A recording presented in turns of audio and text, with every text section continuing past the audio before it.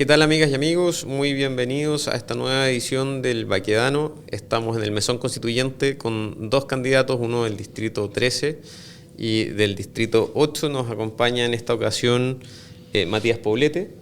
¿Qué tal? ¿Cómo estás? ¿Cómo estás, Matías? Y también nos acompaña Macarena Bravo. ¿Cómo estás, Macarena? Bien, gracias. Qué bueno. Macarena, para iniciar, cuéntanos un poquito de tu distrito y cómo ha sido esta campaña.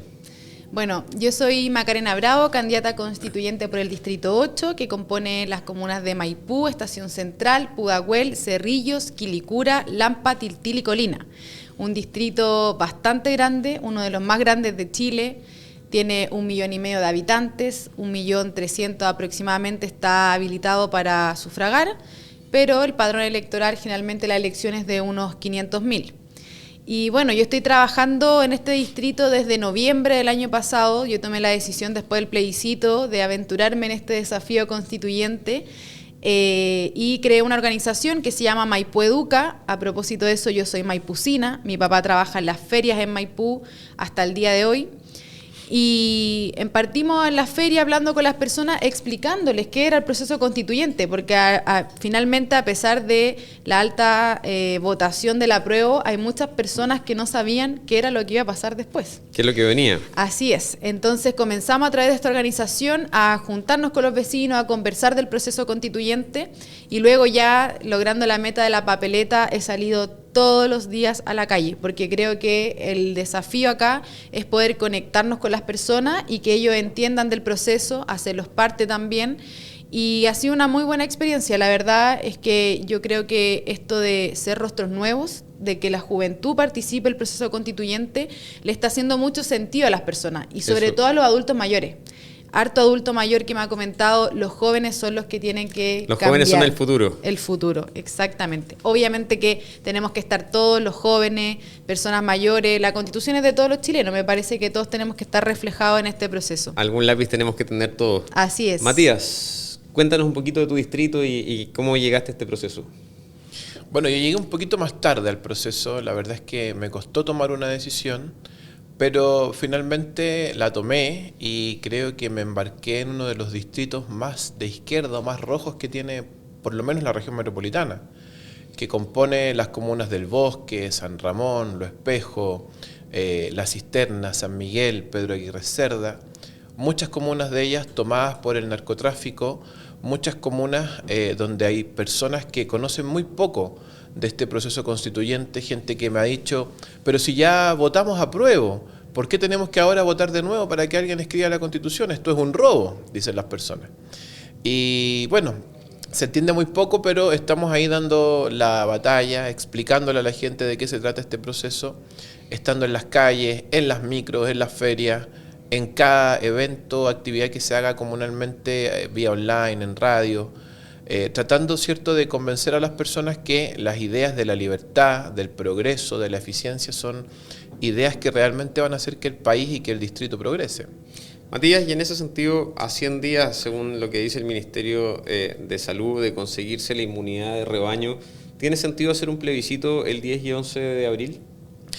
Mira, hay varias aristas ahí. Yo me pongo en los zapatos de los candidatos que han invertido mucho patrimonio en hacer sus campañas, que tenían todo calculado para que esta fuera la recta final, y extender el proceso para ellos podría ser muy difícil, y también para mí probablemente.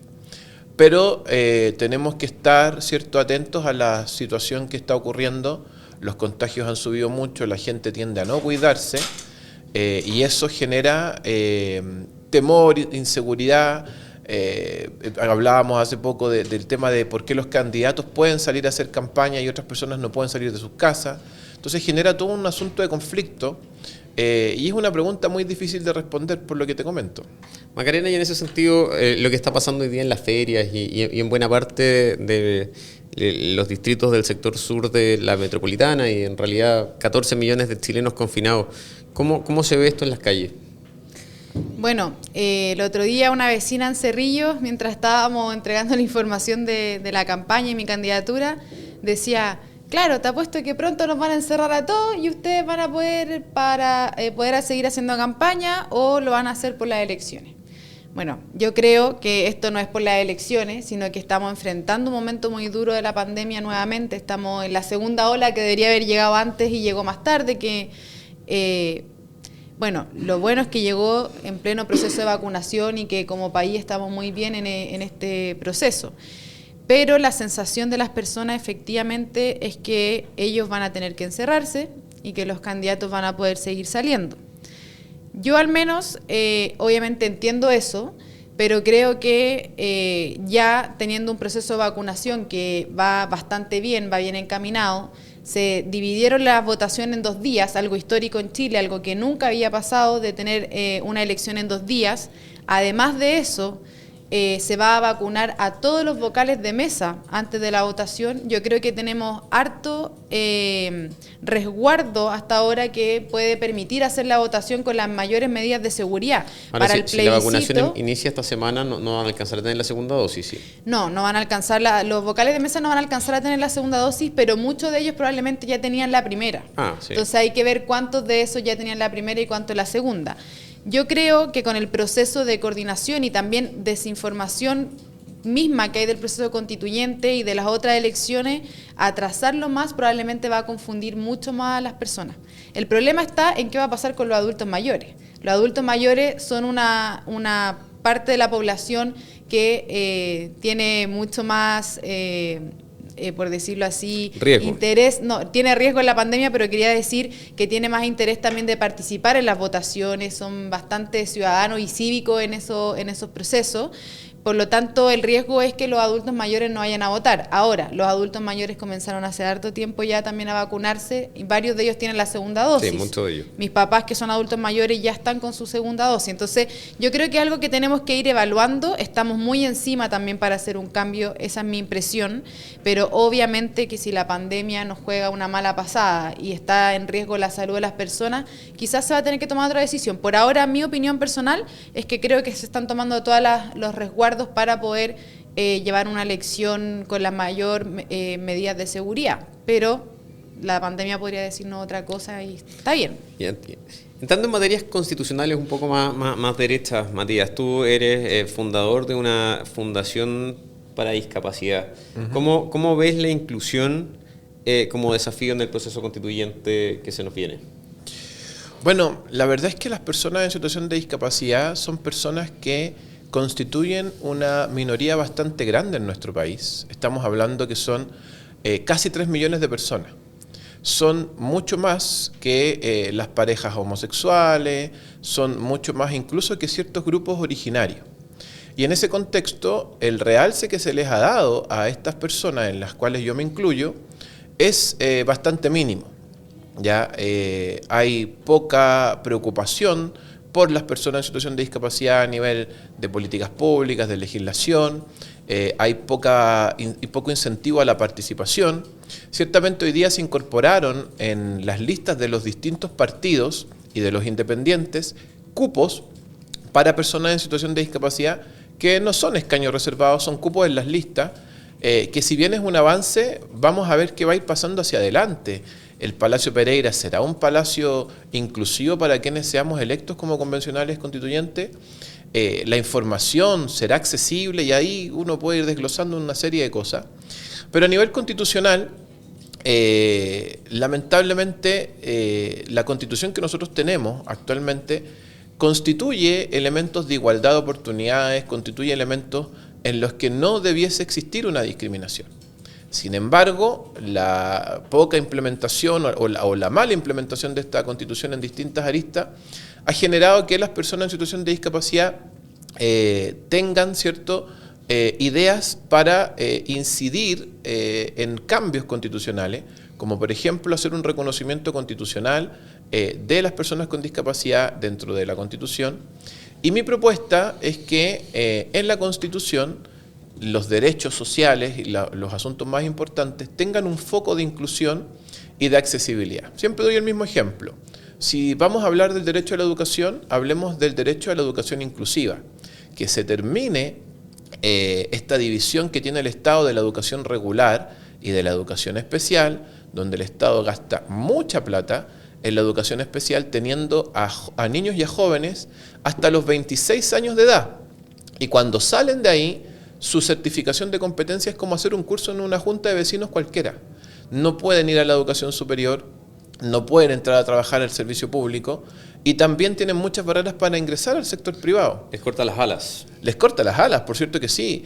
Y bueno, yo estuve a punto de estudiar en una escuela especial. Yo soy una persona con discapacidad. A mi mamá siempre le dijeron, llévalo a una escuela de ciegos, llévalo a una escuela especial. Si yo hubiese estado en una escuela con estas características, no hubiera podido sacar mi carrera universitaria, el magíster y así un montón de otras situaciones más.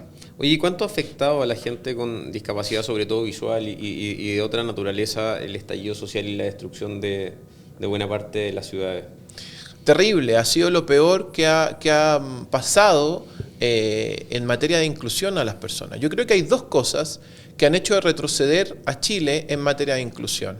Lo primero es la destrucción de las calles, del equipamiento público, que nos pone a las personas en situación de discapacidad visual y a quienes son personas en situación de discapacidad física, porque usan sillas de ruedas, bastones, andadores, muletas, en peligro, en inseguridad, nos pone en riesgo de accidentes, en riesgo incluso de morir o de ser dañado en el contexto de una protesta. Yo el día del estallido social, el estallido de violencia más bien, estaba en el centro de Santiago y las turbas pasaban sin fijarse qué había alrededor, habían empujones, habían gritos, saltaban las botellas, etcétera. Entonces, toda esta situación ha puesto en riesgo a las propias personas en situación de discapacidad y yo no entiendo cómo pueden haber personas en estas características que validen la violencia, estando en una situación de discapacidad, estando en peligro sus vidas en estas circunstancias de protesta. Y lo segundo que creo que hace retroceder a Chile en materia de inclusión es buscar constitucionalizar el aborto o la discusión del aborto. ¿Por qué? Porque hace 2000 años atrás, en la época antigua clásica, existía eugenesia, existía infanticidio. Las personas que nacían con discapacidad eran tiradas por un despeñadero, por los griegos, por los romanos. Y hoy día, ¿cierto?, que se puede saber cuando una persona con discapacidad está en el vientre de la mamá, la ley de aborto libre permite, ¿cierto?, que la mamá pueda eliminar ese embarazo. A mí no me gusta hablar de interrupción del embarazo, me gusta hablar de finalización del embarazo. Puede matar al que está por nacer y elegir si es que lo quiere. Así es. De tal o de cual forma. Imagínate que en España, y con esto termino, el 95% de las mamás que sabe que va a tener un hijo con síndrome de Down lo aborta. En los países donde hay ley de aborto libre, cuando las mamás saben que van a tener un niño con discapacidad, el 90% de ellas lo aborta. Y eso va a pasar en Chile. O sea, hoy día ya no vamos a buscar incluir a las personas con discapacidad, sino que vamos a buscar eliminarla. No me cabe en la cabeza. Macarena, y en ese sentido, igualdad de oportunidades como título. Vemos un retroceso gigantesco en lo que ha pasado en este último tiempo, precisamente en personas que no tienen las mismas habilidades que el resto quizás, pero tienen otras mucho más desarrolladas, pero destruirles la ciudad, destruirles sus oportunidades. ¿Cómo retomamos eso en la senda constituyente? Sí, bueno, el tema de la igualdad de oportunidades obviamente va a ser un gran tema en la Constitución. Como yo te comentaba, yo soy hija de feriante, mi mamá fue asesora del hogar desde los 13 años, mi papá llegó hasta sexto básico. Y claro, obviamente que hay mucha gente de la izquierda que nos dice que Chile no ha mejorado en nada, que estos 30 años somos el peor país del mundo. Pero yo soy un claro ejemplo de que eso no es así, porque si yo pude acceder a más oportunidades que las que tuvo mi papá, que llegó hasta sexto básico. Yo hoy día soy cientista político, soy magíster en políticas educativas y obviamente que eso demuestra que sí hemos tenido un cambio social, no de la nada reducimos la pobreza de un 40% a un 8%. Pero obviamente que nos falta generar más cambios y eso es lo que a lo que tenemos que apuntar, cómo tenemos un Estado más moderno y eficiente y eso sí lo podemos abordar desde la Constitución. Hay algo que hoy día la Constitución no tiene, que es un principio de uso eficiente de los recursos del Estado. Para mí es muy importante que eso esté, porque hemos llevado años gastando muchos recursos que podrían mejorar el acceso a oportunidades de muchas personas en cosas que efectivamente no van a lo directo. Por ejemplo, todas las reformas educacionales que se hicieron en el gobierno de Michelle Bachelet, a mí me motiva mucho el tema de la educación, porque la educación es lo que me permitió a mí salir adelante. Y lo que yo quiero como constituyente es que mi historia no sea una excepción, sino sea un común, que sean más y no menos oportunidades. ¿Pero con más libertad en el proceso de elección de educación? Siempre con libertad de enseñanza. Para mí, mi propuesta en materia de educación es derecho a una educación de calidad, y sabemos obviamente que la educación de calidad no la va a medir la Constitución, porque la Constitución no tiene nada que ver con eso. Eso lo van a hacer las leyes y las políticas públicas. Pero sí es un principio para que esas leyes y políticas públicas partan siempre desde el punto de la calidad. Acá la discusión que ha llevado la izquierda por mucho tiempo es cómo se administran los colegios. Que si hay particulares subvencionados o no hay particulares subvencionados, que qué pasa con la educación privada. Entonces, la discusión nunca ha estado centrada en qué pasa en la sala de clases, cómo mejoramos la calidad de la educación pública. Yo estudié en la educación pública toda mi vida y efectivamente, y fui a una universidad privada, porque la PSU obviamente me costó mucho más. Cumplí con el puntaje para ir a una universidad privada, estoy muy agradecida, me abrieron muchas puertas, pero también viví dificultades que me motivaron más a salir adelante y esforzarme, pero precisamente yo me daba cuenta de la diferencia que tenía yo con mis compañeros de educación privada. Y el problema ahí es que nosotros no nos hemos dedicado a mejorar la calidad de la educación pública. El problema no es cómo se administran los colegios. Yo creo en la libertad de enseñanza porque es lo que nos ha permitido una sociedad pluralista donde entremos todos, donde entre las Macarenas Bravo, donde entre los Martín, los Enrique, donde cada uno va a tener su proyecto distinto, y eso es algo que yo defiendo con mucha fuerza. Asimismo, el derecho preferente de los padres a educar a sus hijos. La administración sí tiene un rol muy relevante, que es que en la medida, por ejemplo, que se monopoliza en la educación pública la administración en determinados sectores, la izquierda toma como bastión el colegio de profesores y buena parte de la educación de ese sector, y empieza a ideologizar desde muy temprano a los niños. Por eso para ellos ha sido un tremendo, una gran bandera de lucha.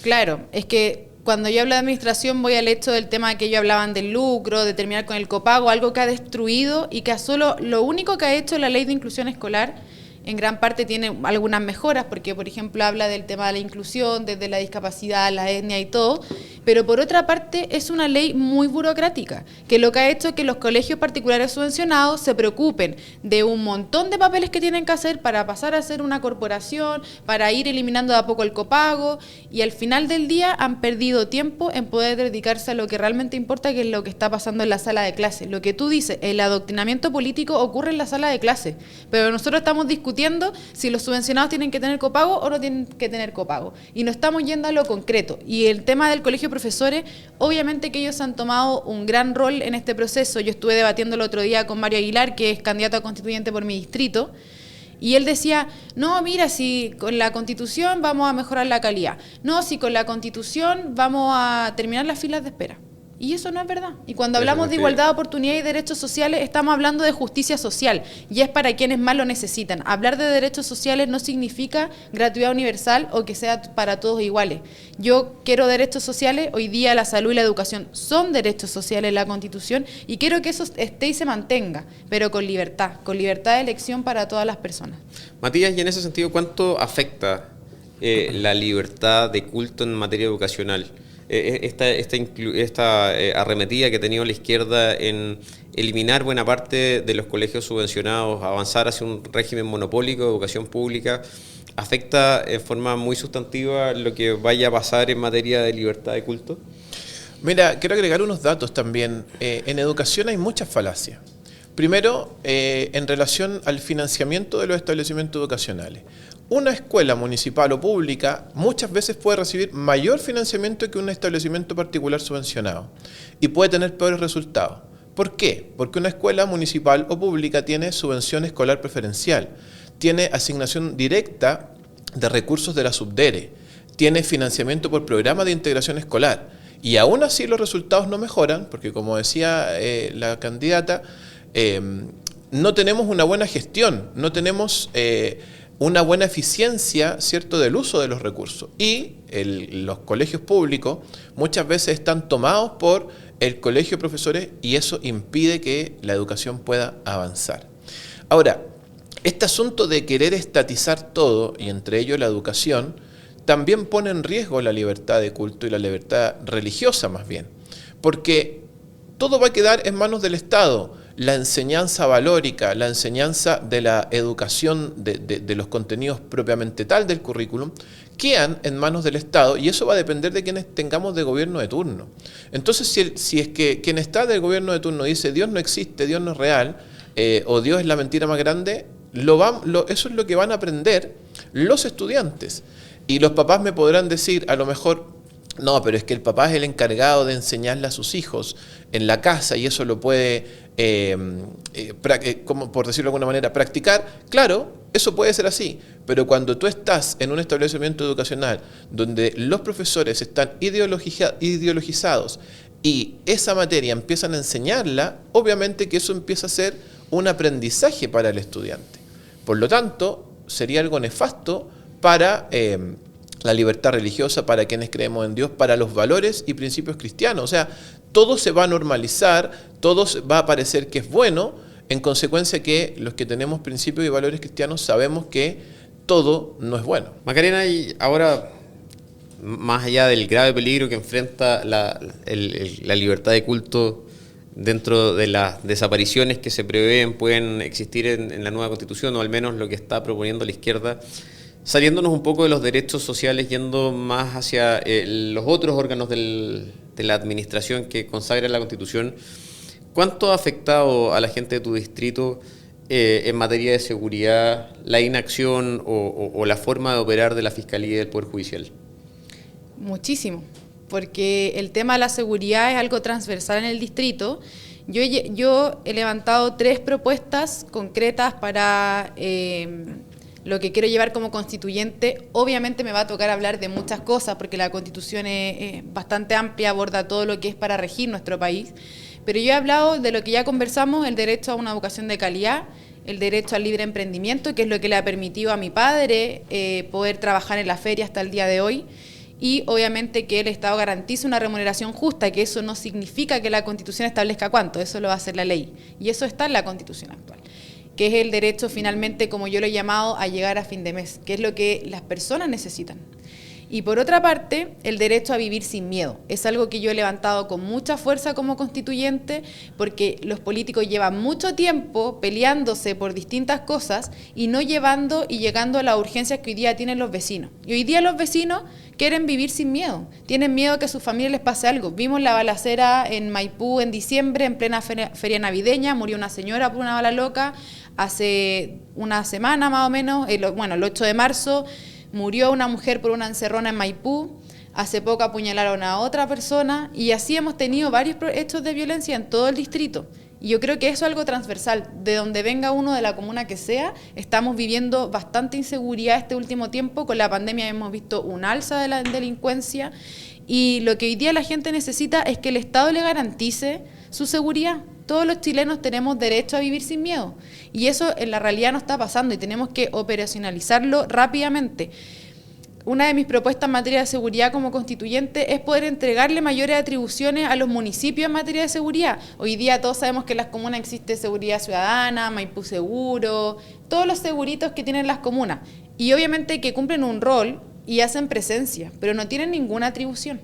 Y al final del día, si nuestras fuerzas de orden público, la seguridad ciudadana, no tienen ninguna atribución para combatir a la delincuencia, ¿cómo vamos a poder estar todos seguros? Si ya nadie respeta nada porque saben que finalmente lo que está pasando... que está detrás allí es que uno puede entregarle armas efectivamente a las policías o a los organismos de seguridad municipales y terminar armando alcaldes que puedan generar guerras civiles internas. Ese es el gran peligro que tiene el mundo de las potestades. Es que yo creo que en materia de atribución obviamente tenemos que discutirlo profundamente. Hoy día el alcalde Jaude estaría feliz de tener armado a sus vigilantes. Sí, yo no sé si en materia de atribuciones directamente tienen que ser armas, hay que verlo, porque al final no puede ser entregar armas por entregar. Obviamente tiene que haber una una preparación. Los seguritos hoy día no están preparados ni siquiera en el momento de hacer presencia muchas veces. Entonces, hay hartas cosas que se pueden mejorar en materia de atribuciones y hay que conversarlo profundamente. Ahora, obviamente en el tema de la fiscalía... ¿Gastarse esos recursos en Carabineros no será mejor? Es que no necesariamente cuando entrega atribuciones le va a tener que entregar mayor presupuesto, hay que analizar eso también. Obviamente yo creo que sí el municipio va a tener que invertir más. Yo creo que también en materia de reforma de Carabineros hay que hacer cosas. El problema, como tú decías también, está en la Fiscalía y en el Poder Judicial. Ahí hay harto que reformar. Yo no digo que quizás esta sea la solución, pero una cosa simple. Hoy día el Ejecutivo, el presidente puede ser acusado constitucionalmente cuando comete un error, ¿cierto? Así el es. Congreso también. El Poder Judicial no.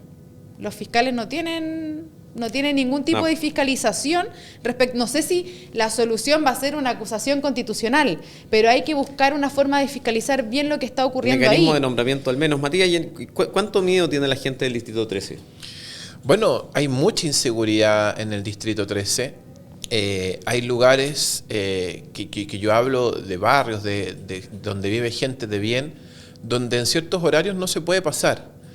Los narcofunerales, los soldados que están resguardando la venta de la droga, están por todos lados y los alcaldes hacen vista gorda de estas cosas.